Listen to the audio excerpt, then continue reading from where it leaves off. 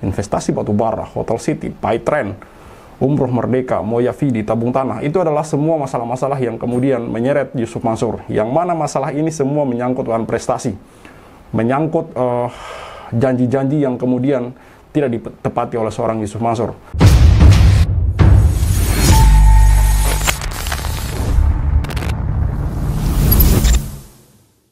Bismillahirrahmanirrahim. Assalamualaikum warahmatullahi wabarakatuh.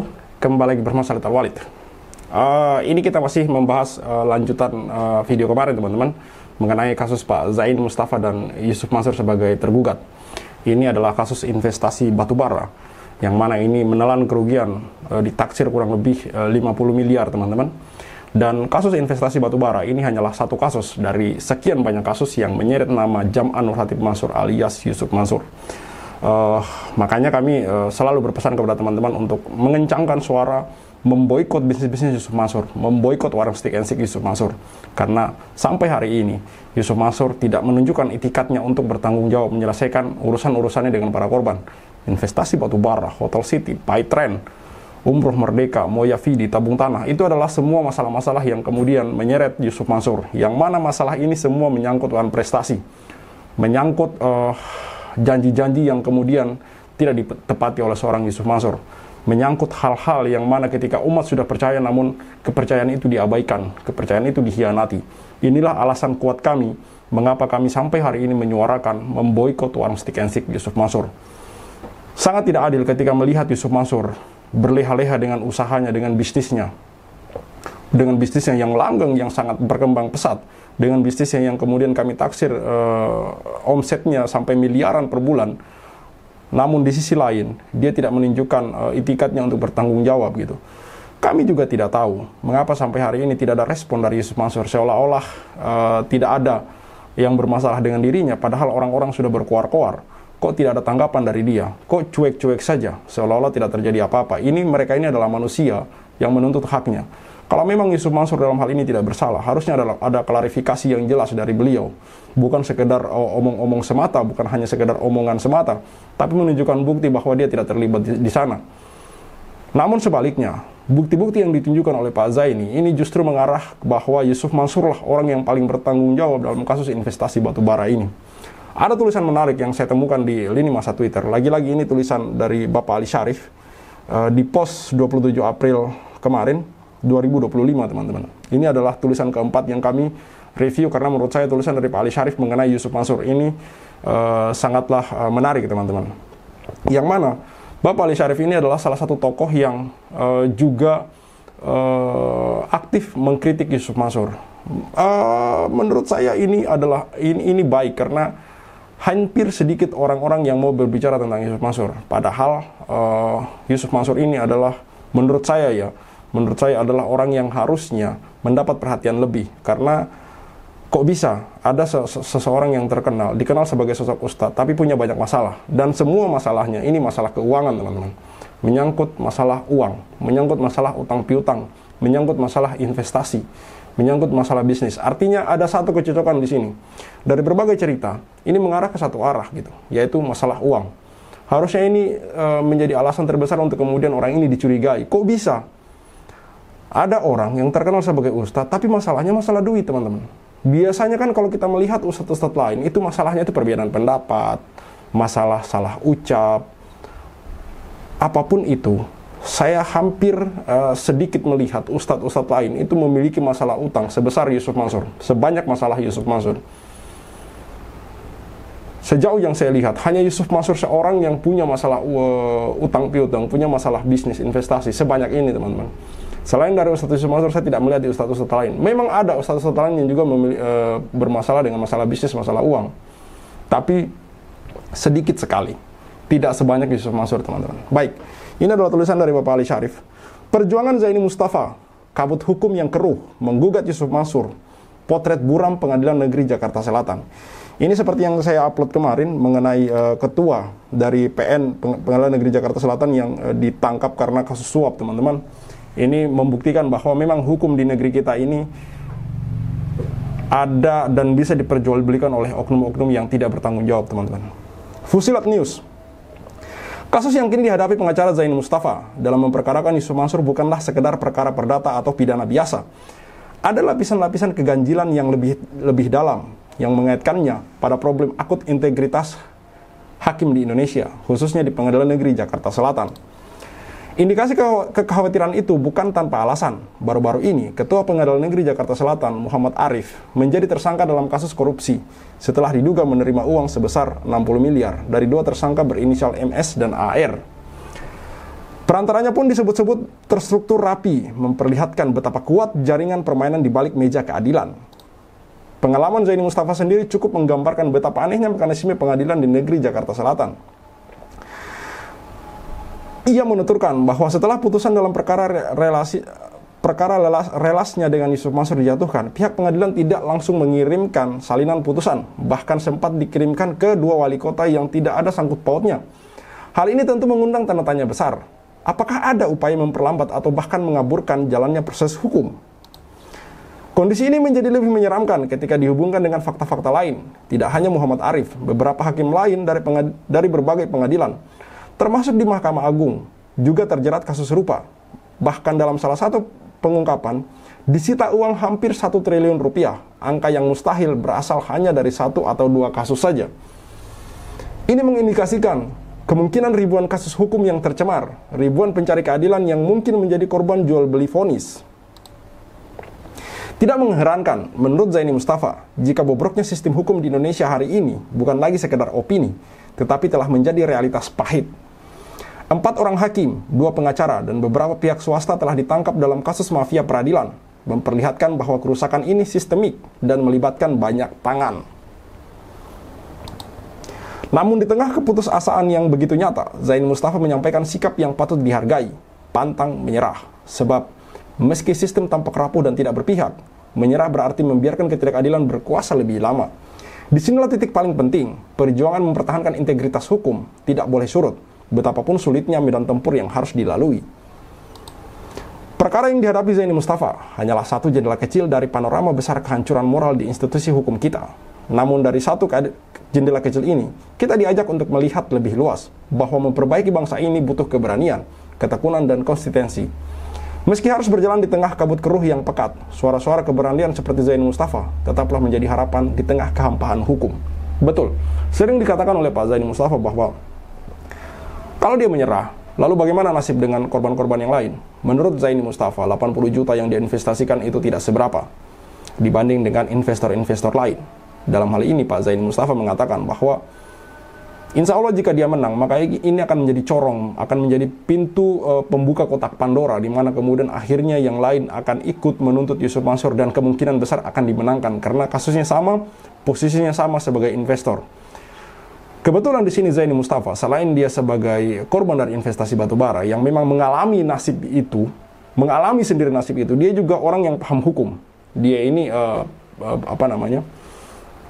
sebagai lawyer, teman-teman.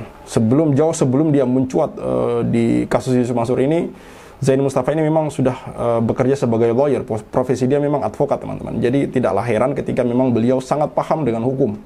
Yang saya salut dari Pak Zaini Mustafa, ini mungkin kalau berbicara hukum, Zaini Mustafa bukanlah satu-satunya pengacara di negeri ini.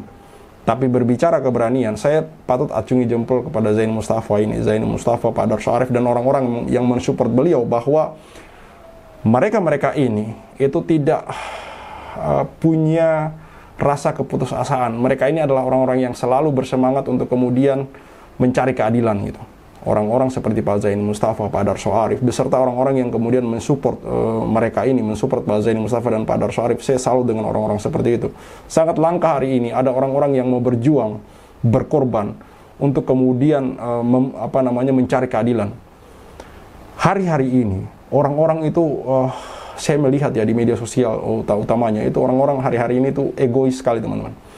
Jangankan kemudian memikirkan kepentingan orang banyak, memikirkan orang di sekitarnya saja itu sudah hampir jarang kita temukan gitu. Salah satu contoh kecil, saya melihat sebuah postingan di Instagram ketika seorang anak kecil duduk memprotes penggusuran rumahnya. Ya memang posisi rumahnya itu di bantaran kali, teman-teman, dan dia berbicara dengan sangat epik dan ciamik. Maksudnya perkataannya itu tertata dengan rapi, teman-teman. Untuk anak sekecil itu dan dengan mungkin pendidikan yang sangat terbatas, tapi dia bisa berbicara dengan serapi dan sepandai itu dalam berkata-kata. Tapi yang dikomen oleh netizen itu kebanyakan adalah memprotes dirinya bahwa jangan bikin rumah di bantaran sungai, jangan bikin rumah di bantaran kali. Kamu benar deh, kata-katamu benar tapi salah tempat. Yang teman-teman harus pikirkan bahwa tidak ada orang yang mau membuat rumah di bantaran sungai, tidak ada. Tidak ada orang yang mau membuat rumah di bantaran kali. Bersyukurlah kita mungkin punya tempat yang layak dan hunian yang layak huni gitu. Tidak ada orang yang mau itu gitu. Semua itu adalah dengan kondisi keterpaksaan. Coba kita berpikir sebaliknya. Mengapa uang-uang yang dikorupsi oleh hakim-hakim di negeri ini, uang-uang yang dikorupsi oleh pemerintah-pemerintah di negeri ini, oknum-oknum pemerintah di negeri ini, oknum-oknum dari eksekutif di negeri ini, kenapa uang-uang triliunan, kuadriliun itu yang itu tidak digunakan untuk kemudian, kalau misalkan kita berpikir itu digunakan untuk membangun rumah-rumah untuk orang-orang yang tidak mampu, saya rasa tidak akan ada di negeri ini orang yang tinggal di bantaran sungai, teman-teman.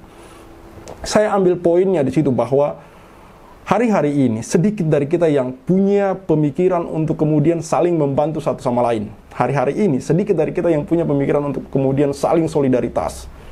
Memikirkan orang-orang yang kemudian senasib dengan kita, sama-sama masyarakat kita.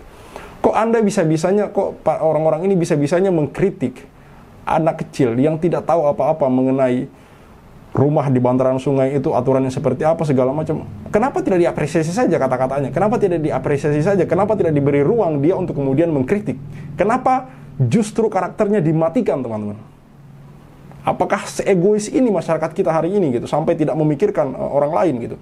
Makanya kenapa kembali lagi ke kasus Zaini Mustafa, saya salut dengan orang-orang seperti Pak Zaini Mustafa, Pak Darso Arif, dan orang-orang yang mensupportnya.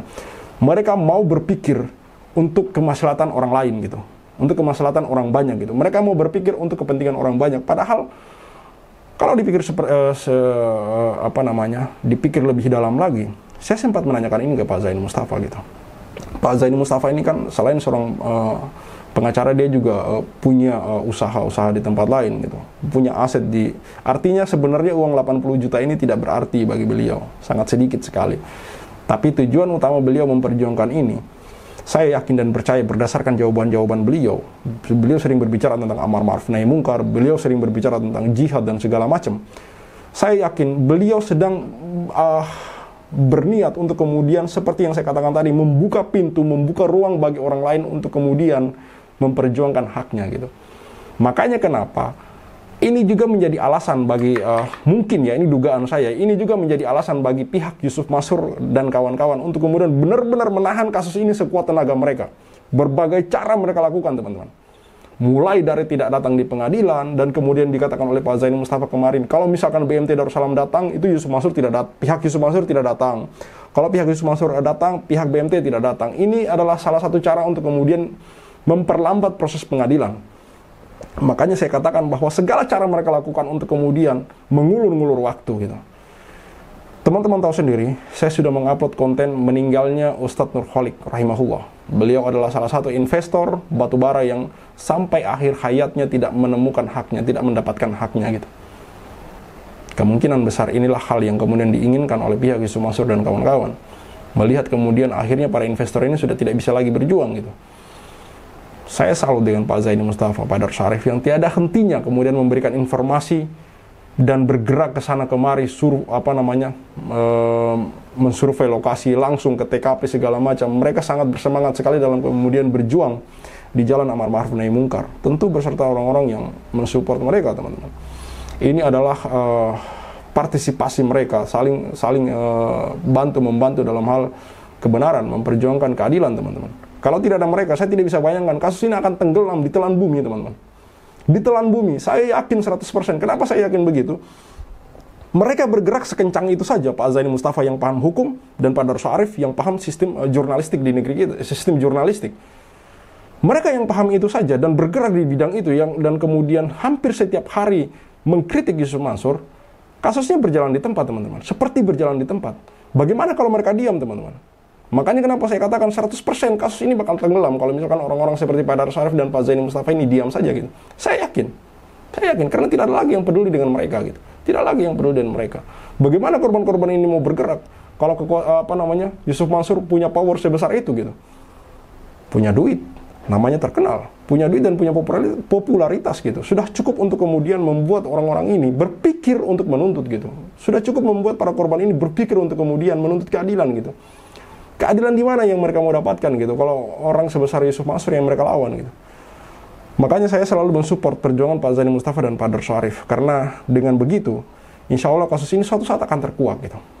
Tidak gampang memang berbicara kasus perdata, ini memakan proses yang lama. Saya kalau biasanya nonton video-video film-film biografi tentang perjuangan kasus-kasus perdata, biasanya memakan waktu yang sangat lama, tapi begitu menang, ini akan menjadi kemenangan yang besar, dan ini adalah kemenangan kita semua, teman-teman.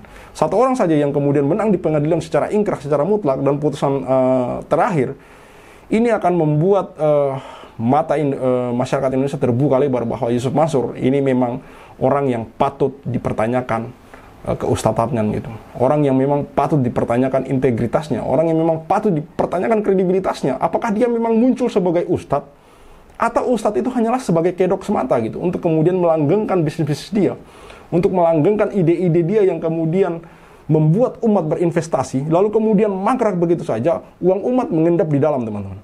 Makanya kenapa kami menyuarakan memboikot warung steak and shake Yusuf Mansur, karena itu adalah bisnis Yusuf Mansur yang kami duga kuat.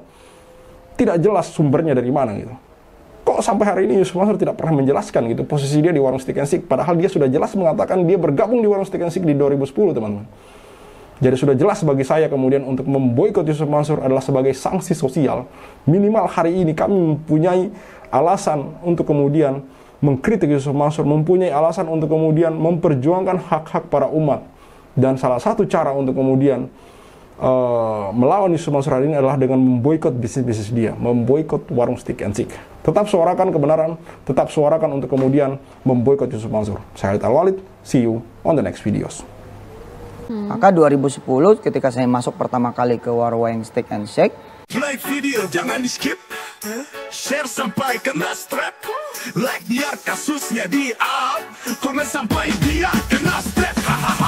Yusuf Mansur punya cerita, katanya punya jaku di mana-mana, nyatanya cuma numpang nama, emang dasar gak punya muka. Boykot Yusuf Mansur, bikin bisnis batu bara kau bangkrut, bikin aplikasi Paytm kau macet, bikin program umroh merdeka kau mampet, bikin program tabung tanah kau rungkak, bikin program mulia video kau katot, bikin bisnis hotel city ya bacot, bisnis mandek duitnya dicokot. Boykot Yusuf Mansur. Kalau cari tangga dipikir dulu, ngaku komisaris nyatanya halu. Kalau udah dongeng kayak orang nyabu, ngaku punya pesawat nyatanya malu. Boykot Yusuf Mansur. Maju caleg tapi nggak kepilih. Haha, orang udah pada tahu belangnya, ngakunya gabung di warung steak. Ya udah kita boykot sekalian biar steak. Boykot warung steak. Boykot warung steak. Boykot warung steak. Kok bisa bangun bisnis saat pandemi? Emang duitnya dari mana? Kalau bukan dari bisnis fiksi, ngajak umat kumpul dana cuma buat merana. Boykot warung steak. Jadi kok cuma diam kayak bot? Apa sih ujuk bikin lu takut? Takut kebongkar, takut kecokot.